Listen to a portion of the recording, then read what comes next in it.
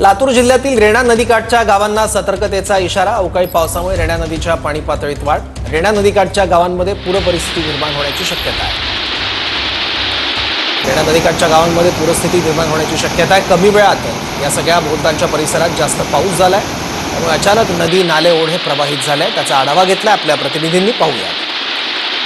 अवकाळी पावसामुळे लातूर जिल्ह्यातल्या नद्यांना पुराची स्थिती निर्माण झालेली आहे। आपण जर पाहिलं तर अशा पद्धतीनं मांजरा नदी जी आहे ती पूर्ण दुथडी भरून वाहताना आपल्याला पाहायला मिळत आहे।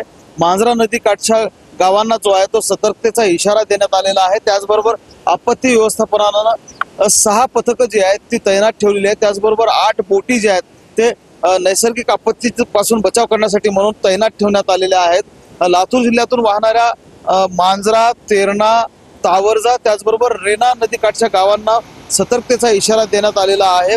पुराची स्थिती कोणत्या क्षणी निर्माण होऊ शकते अशा प्रकारची परिस्थिती जी आहे ते लातूर जिल्ह्यामध्ये निर्माण झालेली आहे। विशेषतः जर आपण लक्षात घेतलं तर मांजरा आणि रेणा नदीवरचे जे काही बॅरेजेस आहेत उच्च क्षमतेचे त्याचे दरवाजे जे आहेत ते काही प्रमाणामध्ये उघडण्यात आलेले आहेत। त्यामुळं विसर्ग जो आहे तो नदीमध्ये सोडण्यात आलेला आहे आणि मोठ्या प्रमाणामध्ये नदीला पुराची स्थिती निर्माण झालेलं चित्र जे आहे ते आपल्याला पाहायला मिळतं आहे। महेंद्र जोंधळे, TVN मराठी।